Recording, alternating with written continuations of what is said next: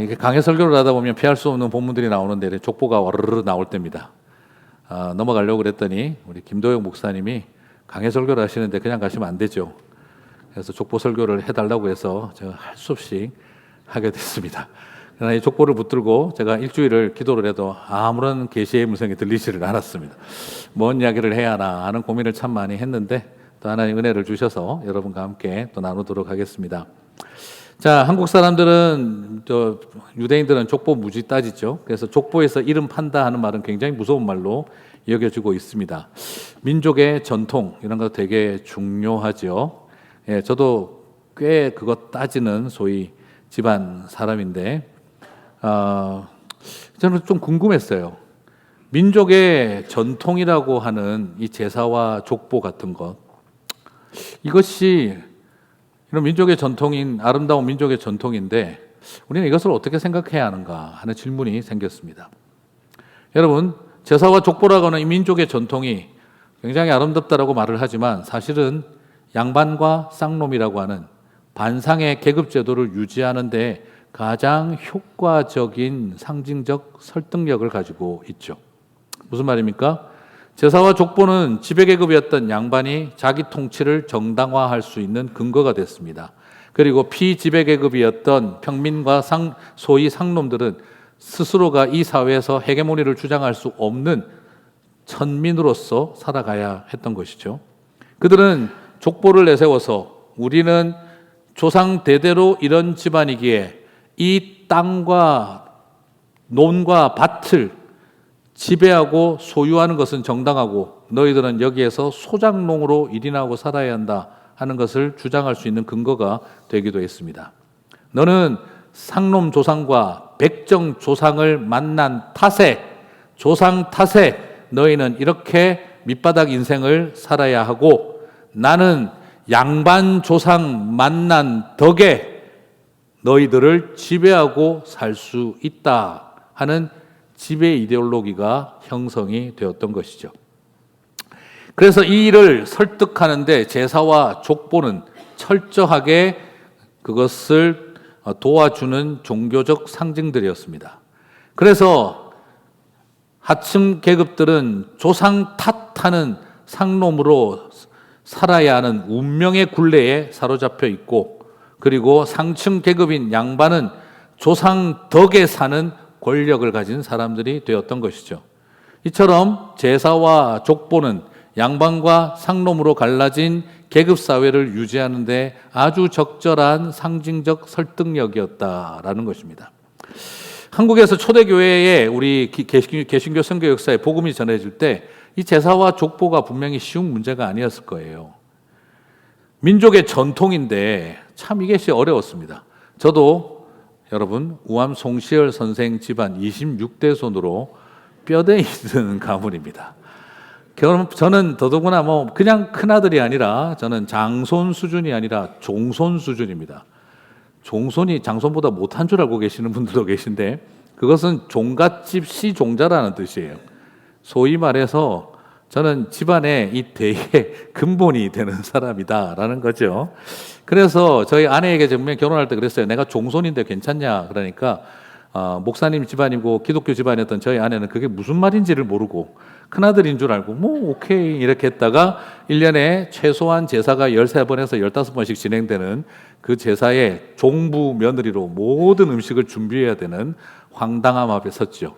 밥도 제대로 안 해봤던 저희 아내가 비늘도 내장도 따지 않은 생선을 5박스, 3박스씩 받아가면서 종부 며느리가 정성을 다해서 다 쳐야 되는, 그래서 제가 미안해가지고 죽는 줄 알았는데 새로운 취미를 발견했다고 열심히 하던 저희 아내의 모습이 생각이 나기도 합니다. 그런 집안이다 보니 제가 교회를 다니고 목사가 되기 위해서 신학교를 간다고 했을 때 집안 어른이 찾아오셨어요. 그리고 저 앞에다 칼을 딱 놓으시더니 믿을래 죽을래 하셨어요.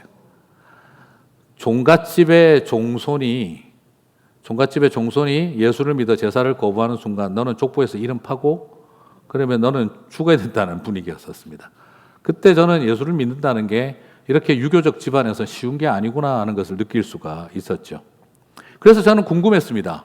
초창기 기독교인들은 그 1800년대 후반에 그처럼 유교의 영향력과 민족의 전통이라는 이름이 강한 시대에 어떻게 예수님을 믿고 족보에서 이름 파지는 일을 감당하고 제사를 거부할 수 있는 그런 마음을 가질 수가 있었을까? 그냥 들었던 생각은 그냥 영적 사대주의자들이 되어져서 선교사님들이 우상숭배라고 시키니까 우리는 못해요 하면서 그냥 제사를 안 지내고 족보 같은 걸 거부했던 걸까? 저는 그렇게 생각도 해봤는데, 그러나 놀랍게도 그들의 이야기는 전혀 다른 이야기였습니다. 사람들은 비난을 했습니다. 저 야소교 교인들은 아름다운 민족의 전통을 버리고 부모도 조상도 모르는 인간들이다라고 비난을 했을 때, 그때 예수님을 믿었던 초창기 기독교인들은 이렇게 대답을 했어요. 아시다시피 초기 기독교는 일반 평민들과 소위 상놈들에게 먼저 복음이 전해졌는데, 그런데 그분들이 이렇게 대답을 했습니다. 우리가 아름다운 민족의 전통을 버렸다고요?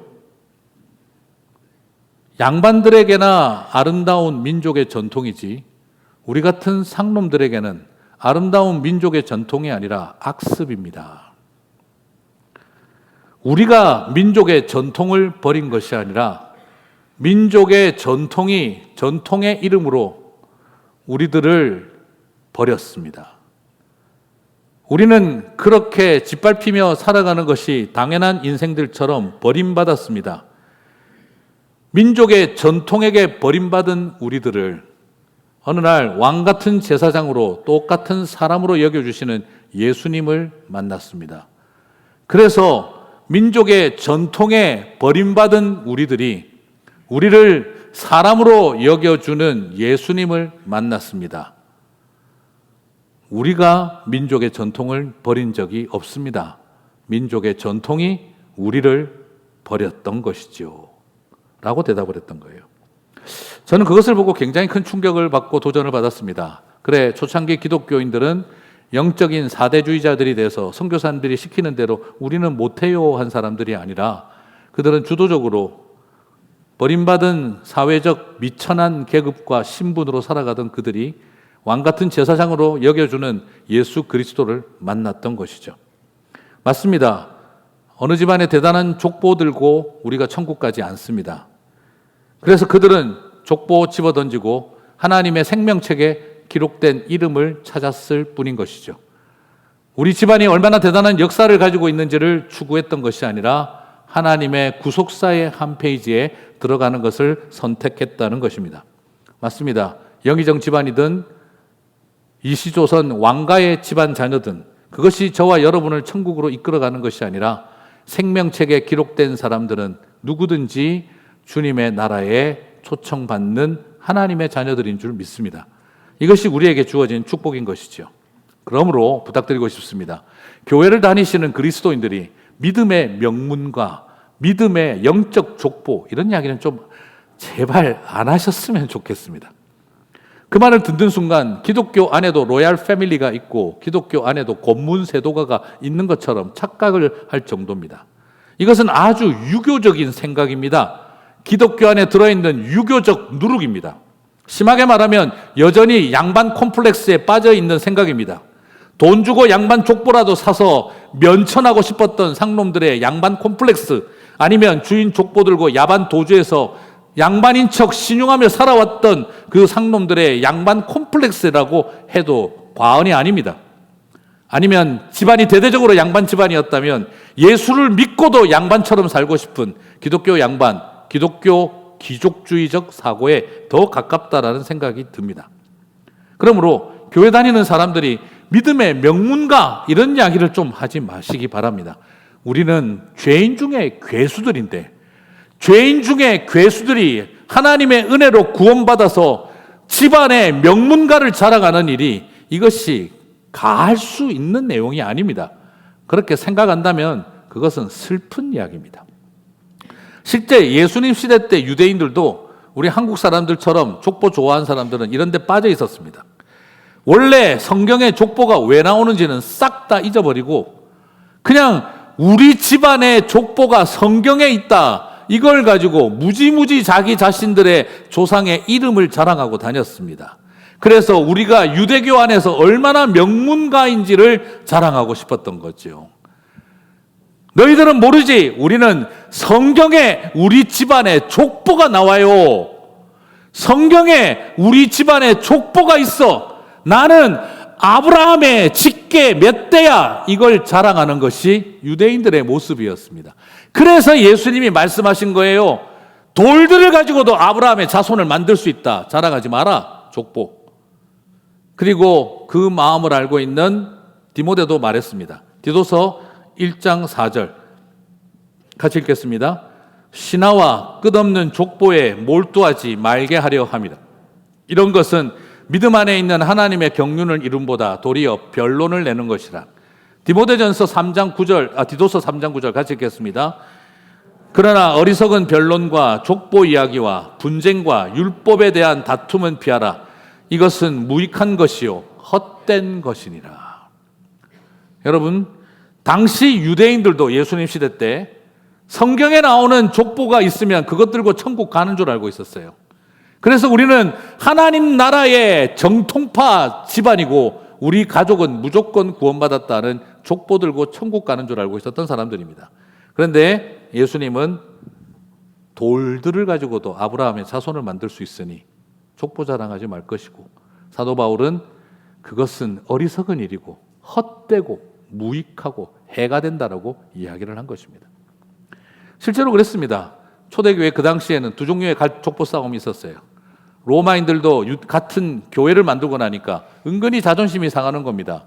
우리가 로마의 귀족 집안인데 어떻게 교회라는 곳에 와서는 신분을 안 따지니까 죄송합니다. 이런 표현을 써서 별 잡것들과 같이 다 교회를 다 이루고 있구나. 그래서 그들은 거기서 은근히 우리가 로마의 귀족 집안이고 우리가 로마의 총독 집안인 것을 은근히 자랑을 했습니다. 나는 너네들하고 같이 앉아서 밥 먹을 신분이 아니라는 거죠. 그 말을 듣고 있는 유대인들은 또 폼을 잡습니다. 아이고 그러세요. 우리 족보는요 성경에 나오는데요. 우리 족보는 성경에 나오고 우리 할아버지는 아브라함인데요. 서로 그러면서 자기 족보 자랑하고 그것을 가지고 끊임없이 하나님의 나라에 자기들이 뭐라도 되는 것처럼 착각하고 있었던 거죠. 그런 것에 대해서 주님은 단호하게 말씀하셨습니다. 다 헛된 어리석은 일이라. 그렇다고 한다면 사랑하는 성도 여러분, 왜 성경에 족보가 있는 걸까요? 그처럼 헛된 것이라고 하는 족보가 왜 이렇게 나오고 있는 걸까요? 성경에 족보가 나오고 있는 이유는 분명합니다. 바로 여자의 후손에 대한 약속 때문입니다. 예수 그리스도로 태어나실 여자의 후손에 대한 약속 때문에 하나님은 족보 이야기를 하셨습니다. 그렇다면 왜 그 이야기를 하셨느냐? 이 세상에서는 별것 아닌 것처럼 취급당하는 사람들이지만 여자의 후손의 가계를 이어가게 하기 위해 나는 그들을 기억한다 하는 하나님의 마음이었습니다. 이 세상에서는 노바디에 불과했지만 나에게 있어서는 You are special, 이걸 말하고 싶으셨던 것입니다. 이 세상에서는 아무도 알아주지 않는 인생이나 그러나 여자의 후손을 이어가기 위해 믿음의 계보를 지켜온 내 백성들을 나는 결코 잊지 않고 기억한다. 그것을 위해서 족보를 남겨놓으신 거죠. 그러므로 유대인들이 우리가 어떤 집안인데 이렇게 말하는 순간 뭐가 되죠? 아, 세상에서 별거 아닌 집안이었구나. 그냥 역설적으로 되는 것입니다. 이 세상에서는 별거 아닌 노바디 족보입니다. 그런데 하나님이 기억하신다는 뜻으로 족보를 남겼던 거죠. 그래서 이 세상에서 노바디로 살아가는 저와 여러분에게 이 미국 땅에서 누가 우리 알아줄 것인지 아무도 몰라줄 이 세상을 살아가는 저와 여러분에게 제 이름은 진짜 문제인 것 같아요. 전화 오면 난립니다. May I speak to 바이용뿅뿅주 병후 막 난리가 납니다. 그러면 제가 I think you got a wrong number 하고 끊어버립니다. 네. 이름 하나 발음이 안 돼서 바이용뿅뿅 뭐 그냥 나중에 주까지 붙어 후 이랬다가 또 후 이라고 이렇게 제가 물어보기도 했던 장난스러웠던 그런 상황도 있는데 누가 기억하겠습니까? 제가 어떤 분은 5번 말해줬습니다. What is your name? 병주, 평주, 병주, 바이용주, 병주, 뿅주, 미치겠네. 제가 그랬던 적이 있습니다. 누가 기억이나 하겠습니까? 그러나 하나님이 우리를 기억하신다는 거죠. 족보는 그런 의미였습니다. 그래서 성경에 우리 이름 나온다 자랑하는 순간, 아, 노바디 족보구나. 세상에선 아무것도 없는 쓸데없는 족보였구나. 스스로 검증하는 것과 같은 이야기입니다.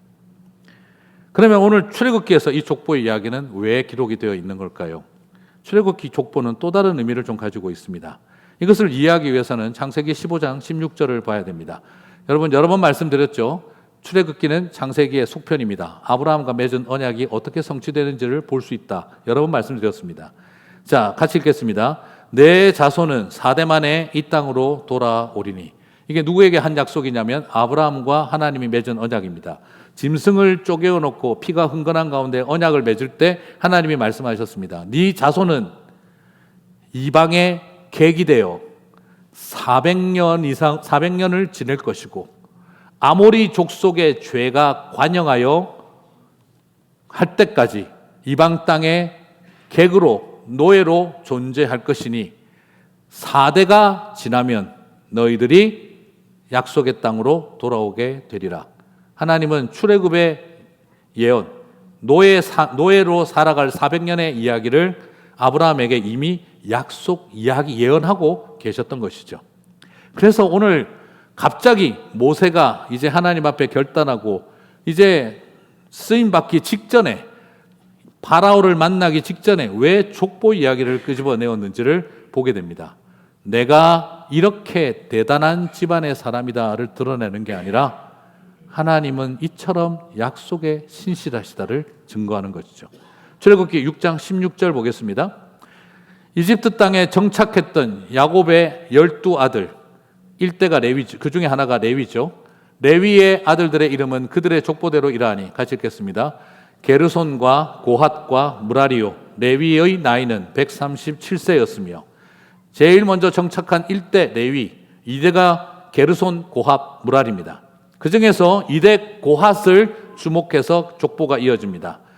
자, 출애굽기 6장 18절 읽겠습니다. 고핫의 아들들은 아므람과 이스알과 헤브론과 우스엘이요, 고핫의 나이는 133세였으며. 자, 그러면 1대가 레위, 2대가 고핫인데 고핫의 아들이 3대가 아므람입니다. 아므람이 누굴까요? 눈치가, 이거 몰라도 눈치가 있으시면 맞출 수 있어요. 모세의 아버지입니다. 모세의 아버지가 아므람입니다. 그러면 출애굽기 6장 20절 같이 읽겠습니다. 아므람은 그들의 아버지 누이 요게벳을 아내로 맞이하였고 그는 아론과 모세를 낳았으며 아므람의 나이는 137세였으며. 자, 이것을 보면 이 족보가 기록된 목적을 보게 되어집니다. 아브라함에게 말씀하셨던 4대가 되어 너희들은 출애굽을 하리라. 그래서 레위가 나오고 고핫이 나오고 아므람이 나오고 모세와 아론의 이야기로 이어지게 되는 것이죠. 결국 이것은 뭘 말하느냐? 창세기 15장에서 하나님이 아브라함과 하셨던 그 약속을 출애굽기 16장에 와서 하나님은 그 언약대로 성취하고 계신다는 것을 모세는 보여주기 위해 이 족보를 기록하고 있다는 것이죠. 이처럼 성경은 누구 집안이 명문가이냐를 보여주기 위해서 족보 이야기를 하고 있는 게 아니라 하나님은 얼마나 당신의 종 아브라함과 맺은 언약에 대해서 신실하신지를 보여주기 위해 족보 이야기가 나왔다는 것을 발견하게 되어집니다. 사랑하는 성도 여러분, 그렇습니다. 족보를 통해 조상 이름 열심히 보는 것이, 조상 이름 자랑하라는 것이 족보를 주신 목적이 아니라 족보를 보며 여호와 하나님의 구원의 이름을 기억하라는 것입니다. 약속에 신실하신 하나님을 기억하라는 것입니다. 우리 조상이 얼마나 대단한지를 기억하려고 하지 말고 바로 우리를 향해 끝까지 약속을 지키시는 하나님의 언약의 그 대단하심을 저와 여러분이 보라는 것입니다. 사랑하는 성도 여러분, 이 사실을 바라볼 때 저와 여러분은 하나님의 신실하심을 찬양하게 될 줄 믿습니다. 자, 그럼 두 번째 더 중요한 문제를 좀 다루겠는데요. 그러면 모세와 아론의 족보는 그 아버지 레위, 역시 믿음의 집안은 족보가 다르는구나. 모세와 아론, 레위 제사장, 레위 지파. 그 집안에서 역시 하나님은 제사장 집안을 통해서 이 일을 이루시는구나. 조상을 잘 만나야 돼. 라고 했으면 얼마나 좋겠습니까? 그럼 오늘 내용은 전혀 그런 이야기가 아닙니다. 믿음의 명문가의 집안을 보여주고 있지 않습니다. 오늘 흥미롭게도 오늘 본문 앞자리를 보시게 되면 레위 이야기 앞에 보면은 의도적으로 루벤과 시므온을 말하며 레위 이 세 아들의 이야기를 언급하고 있는 걸 보게 돼요. 야곱의 첫째 아들이 누굽니까? 루벤. 둘째 아들이 시므온. 셋째 아들이 레위입니다. 그리고 레위에서 모세와 아론이 나왔다라고 이렇게 연결이 오늘 족보가 나와요. 모세와 아론은요, 여러분, 레위의 후손입니다. 굳이 왜 출애굽기 족보 이야기를, 모세와 아론의 족보 이야기를 하는데 레위의 직계인데 왜 굳이 르우벤과 시므온의 족보를 같이 언급하고 있는 걸까요? 왜 저런 게 궁금할까 하시는 표정으로 쳐다보시는 분들도 상당히 있습니다만, 아니 그냥 레위 집안 이야기하면 되지 왜 굳이 르우벤과 시므온을 굳이 또 여기에 그 족보를 걸고 들어오셨을까? 저는 보면서 그 생각을 해봤어요. 역시 첫째, 둘째, 셋째 이 집안의 대표격 아들들의 후예라는 것을 드러내기 위해서일까라고 생각도 할 수 있겠습니다만 그것 또한 아닙니다. 사실은 루벤과 시므온과 레위는 야곱의 아들들 중에서 가장 악행을 저지른 페류나 3인방입니다.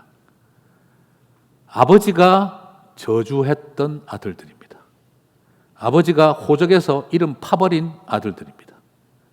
꼴도 보기 싫다 했던 그런 자녀들이었습니다. 야곱의 집안을 대표하는 세 아들이 아니라 야곱의 집안의 대표적인 페류나 3인방입니다. 먼저 루벤부터 한번 살펴보겠습니다. 아버지의 첫 빌하와 동침하여, 작은 어머니라고 해야 되겠죠. 그 바람에 세상에 아들 녀석이 아버지의 다른 첫 빌하와 동참하여 장자권을 상실한 사람이었습니다. 창세기에는 여러 가지 표현이 나오지만 역대상 하나로 정리를 하겠습니다. 역대상 5장 1절 이스라엘의 장자 루벤의 아들들은 이러하니라. 루벤은 장자라도 그의 아버지 침상을 더럽혔으므로 장자의 명분이 이스라엘의 아들 요셉의 자손에게로 돌아가서 족보에 장자의 명분대로 기록되지 못하였느니라. 무슨 말입니까? 족보에서 팠다 이 말입니다. 족보에서 큰아들로 여겨진 적이 없는 사람이다라고 되어져 있습니다. 아버지의 침상을 더럽혔고, 그러면 우리가 생각할 때 큰아들이 저 모양이면 둘째 아들, 셋째 아들에게 넘어가야 되는데 둘째, 셋째도 폭탄이었습니다. 그 바람에 결국에는 이 장자권은 누구에게 넘어갑니까? 요셉에게로 넘어갔다라고 말하고 있습니다. 자, 시므온과 레위는 그러면 어떤 사람들이었을까요? 여러분 창세기 34장을 기억하시면 떠올릴 수 있을 겁니다. 야곱의 딸 디나가 세겜 사람들의 마실 갔다가 그 추장의 아들에게 성폭행을 당하고 엄청난 일이 일어나게 됩니다. 그때 창세기 34장에서 어떻게 하든지 이 관계 문제를 해결하려고 하던 야곱과 달리 시므온과 레위는 그래 그대가 내 여동생을 그렇게 성적으로 폭행했으니 그러려면 결혼을 해라. 그러나 조건이 하나 있다. 그러려면 당신들은 하나님의 자녀가 되어야 된다. 이를 위해서 할례를 받아라. 너 혼자 받으면 안 된다. 세겜의 백성들 남자들은 전부 다 할례를 받아라. 그러면 내 여동생을 그대와 결혼하는 것을 허락을 하마.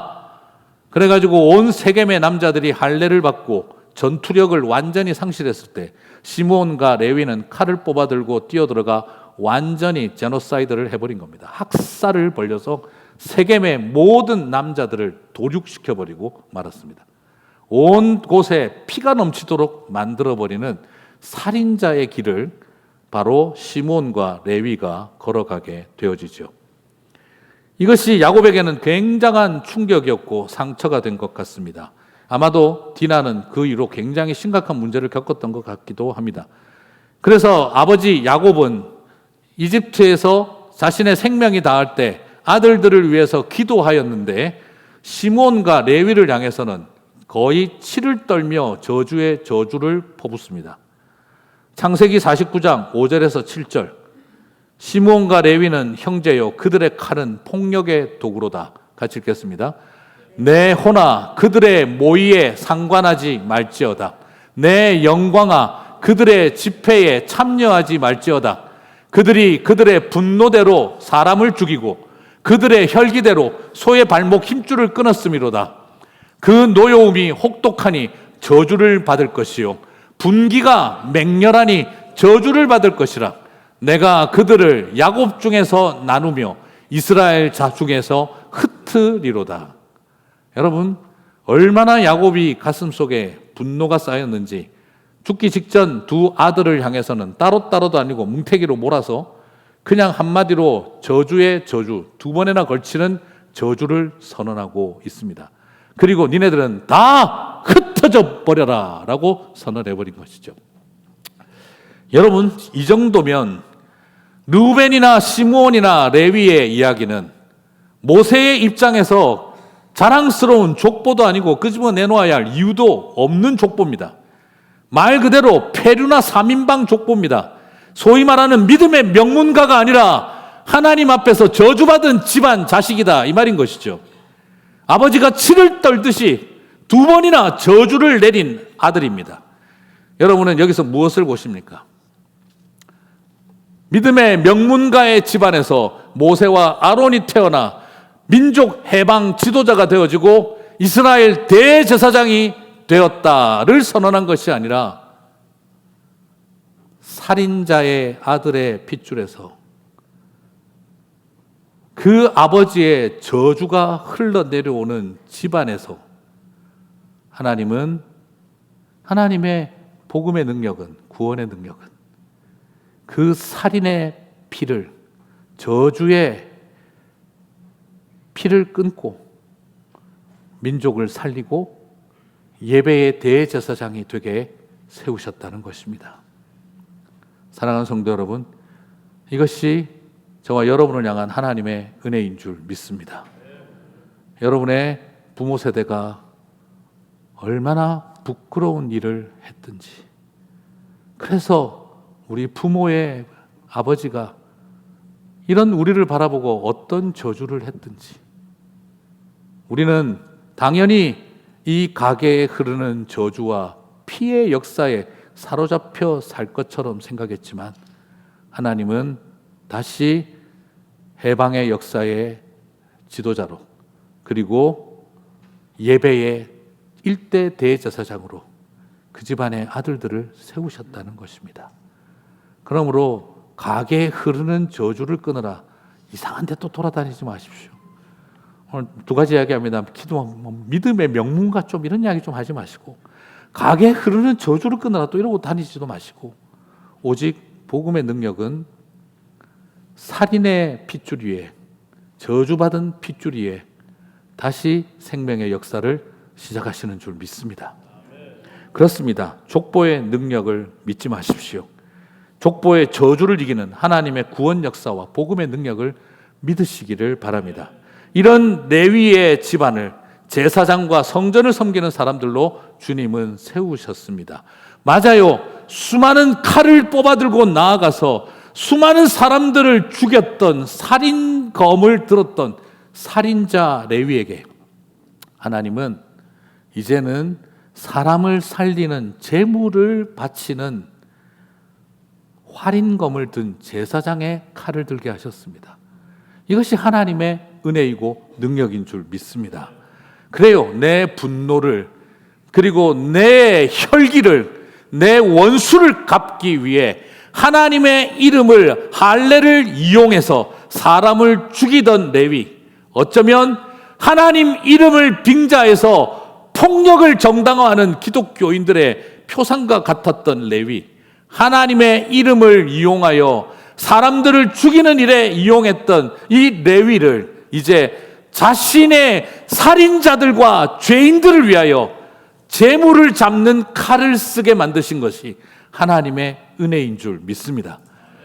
회개하고 돌이키지 못한 시므온은 아버지의 저주대로 됐습니다. 망하고 흩어져서 사라졌습니다. 그러나 레위는 아버지의 그 저주 어린 기도가 바뀝니다. 온 이스라엘 11지파에 흩어졌습니다. 그런데 그들은 성전 주변에 성전을 중심으로 그 지파마다 흩어져서 이스라엘이 영적으로 12지파가 한 이스라엘이 되게 만드는 일에 유니버셜 조인트 같은 그런 역할을 하는 하나님의 통로가 된 것이지요. 흩어지기는 흩어졌으나 사라지지 아니하고 흩어짐을 통해 온 11 이스라엘 지파를 한 이스라엘이 되게 만드는 매개물의 역할을 하나님이 하게 하신 것입니다. 내 분노와 내 혈기를 원수를 갚기 위해 사람의 생명을 제물로 삼던 레위가, 살인검의 레위가 살인자와 죄인들을 위해 제물을 잡는 대제사장의 길을 걸어가는 활인검의 레위가 되었다는 것입니다. 사람을 살리는 칼을 들게 되어졌던 것이죠. 사랑하는 성도 여러분, 이것이 하나님의 은혜인 줄 믿습니다. 저와 여러분 안에 어떤 일이 있든지, 나는 도무지 자랑할 수 없는 부모의 이야기가 내 안에 있든지, 그래서 그것을 바라보는 사람들이 우리의 집안을 향해 어떤 저주를 퍼부었든지, 그러나 하나님은 그 모든 저주와 피해 역사, 살인의 역사를 주님은 끊으시고 생명을 살리는 제사장의 길, 활인의 역사로 저와 여러분을 이끌어가게 하실 줄 믿습니다. 이것이 하나님의 은혜입니다. 사랑하는 성도 여러분, 모세에게 자랑되는 집안 이야기가 하나 더 있습니다. 그게 뭘까요? 나를 입양해 간 이집트 왕족의 족보입니다. 그런데 오늘 모세는 출애굽기를 작성하면서 자기에게 부끄러운 집안의 족보는 남겨놓고 자랑스러운 이집트 주류 사회에서 성공한 이집트 왕족의 자기를 입양한 사람들의 족보는 전혀 밝히지 않았습니다. 아이고, 공부하는 입장에서 그것 좀 적어놓지. 그랬으면 이집트 역사와 성경의 역사의 상관관계와 학문적 가치가 장난이 아닐 텐데, 모세는 그 역사적 가치가 있는 족보는 집어던져버리고 역사적 가치 하나도 없는 부끄럽고 추악한 자기 조상들의 역사를 있는 그대로 다 적어놨습니다. 내가 얼마나 역사적 인물이냐는 관심이 없고 우리는 얼마나 역사적으로 죄인인가에만 집중했던 모세의 모습입니다. 그리고 조상의 이름을 자랑함이 아니라 여호와의 이름만 나타내고 싶었던 모세의 모습입니다. 저는 이렇게 족보를 적어놓은 모세를 존경합니다. 살아가면서 내 잘난 이야기 꾸며대고 거짓말 만들어서라도 우리는 믿음의 명문가였음을 자랑하고 싶은 우리의 얄팍한 속내를 무너뜨리고, 우리는 이렇게 역사적 가치가 있는 존재들이 아니라 역사적 죄인이었음을 고백하며 하나님의 이름만 높이려고 했던 모세처럼 저와 여러분 그렇게 족보 써내려가게 되시기를 축복합니다. 그렇습니다. 저도 마찬가지입니다. 가끔씩 그런 생각 참 많이 듭니다. 저는 어렸을 때 저희 할아버지가 맨날 자랑하셨던 게, 저희 할아버지가 일제시대 때 고등경찰 수사관이셨어요. 할아버지는 그걸 늘 자랑하셨어요. 그리고 집에서 늘 일본 노래 틀어놓고, 일본 노래 부르는 게 나쁘다는 말이 아니라 엔카 노래 부르시면서 내가 얼마나 이 노래를 불러서 일본 사람들한테 칭찬받았는지를 자랑하시고, 그리고 그래서 얼마나 많이 부자가 됐는지를 자랑하실 때, 그러면서 그냥 천황 앞에서 맹세하던 일본 뭐 그런 것도 외우고 소리치시고 하실 때 저는 부끄러워서 죽는 줄 알았습니다. 어떻게 저것을 자랑할 수가 있을까? 그래서 저는 마음속에 하나님, 난 저런 역사를 결코 자랑할 수가 없고 미화시키고 싶지도 않습니다. 독립군을 잡는 고등경찰 수사관, 나는 부끄러워하며 살겠습니다. 저는 그게 그때 제가 가졌던 마음입니다. 그래서 저희 교회에 처음 왔었을 때 제가 라니 목사님 EM 사역자로 세울 때 제가 참 많이 감사했었습니다. 라니 목사님 할아버지가 알고 보니 독립운동을 하셨던 분이셨고, 그리고 목사님이 되셔서 일본과 그렇게 싸우며 독립운동했으나 그래도 그 영혼들을 불쌍히 여겨 해방 이후에 선교사가 되어 일본 선교사로 가셨었다는 이야기를 들으면서 저게 복음의 역사구나 생각했고, 그래서 독립운동가 잡던 고등경찰 수사관의 손자가 독립운동가 손자와 함께 주님의 몸된 교회를 섬기는 일이 또 다른 하나님의 인도하심이구나 하는 생각도 하기도 했었습니다. 사랑하는 성도 여러분, 우린 뭘 자랑하고 살 것입니까? 교회를 다니면서 믿음의 명문가를 자랑하며 살겠습니까? 오히려 우리는 유명했던 조상이 아니라 악명 높았던 우리들의 이야기를 끄집어내며 죄인 중에 괴수로 우리가 살아왔음을 고백할 때 하나님의 구속사만 높아지리라고 저는 믿습니다. 여러분, 위대해져서 유명해지는 것 아닙니다. 악명 높은 죄인임을 고백할 때 하나님 나라에서 참되게 무명한 자요, 그러나 유명한 자로 여기실 줄 믿습니다. 세상에서 이름 낳기에 성경에 족보가 들어간 것이 아니라 세상에서 아무것도 아니었지만, 심지어 세상에서 하나님 나라에서 죄악의 역사를 이끌어 갔지만 그래도 주님은 이들을 통해 잊지 않고 당신의 새 역사를 시작하게 하셨다는 것, 그것이 저와 여러분에게 위로입니다. 오늘 무엇을 보십니까? 아버지가 저주한 아들도, 부모가 버린 자식도 하나님은 민족 해방의 지도자가 되게 하셨습니다. 아버지가 저주한 자식의 아들도 하나님은 이스라엘의 대제사장이 되게 하셨습니다. 여러분, 아버지가 무슨 짓을 하고 살았고 우리의 조상들이 무슨 일을 했다 하더라도 복음의 은혜와 능력은 그 모든 것을 이기게 하십니다.